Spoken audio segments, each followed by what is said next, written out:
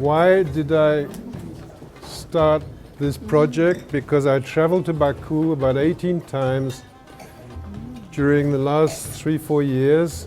I was working on a museum project with a French architect, Jean Nouvel. I got to like the country, the people, the hospitality, which is quite unique.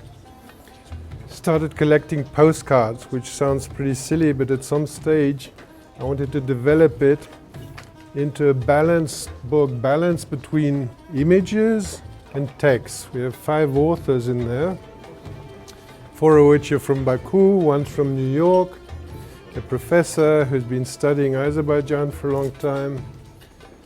And Baku is one of those cities, a little bit like Odessa or even Tbilisi, which has a great population mix, a great tolerance, a great cultural mix too, and lots of philanthropy by the people who live there.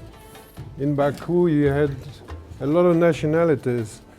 You had Russians, obviously, Azeris, you had Jews, you had Poles, Germans, a whole bunch of people there which all got along with each other.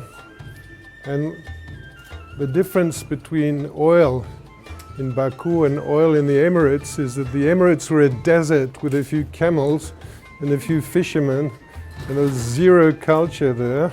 But when they struck oil, then the wealth began to flow.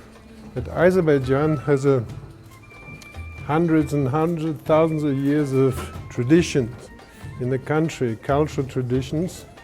And when they struck oil, at some stage, they invited foreign investors, of which the famous ones are Rothschild, Nobel, and so on, who built themselves beautiful palazzos there which still exist using Italian, French architects, but also with an Oriental touch, as you will see in the book. And most of those buildings are still there, quite apart from the old city, of course. I can only recommend, for those who haven't been to Baku, take a good look at the book and make sure you get there within the next 12 months. And there's also, for whoever is interested, a little bibliography. So there's further readings for whoever wants to. And all I can say is enjoy. Make sure you grab a copy when you leave. Thank you.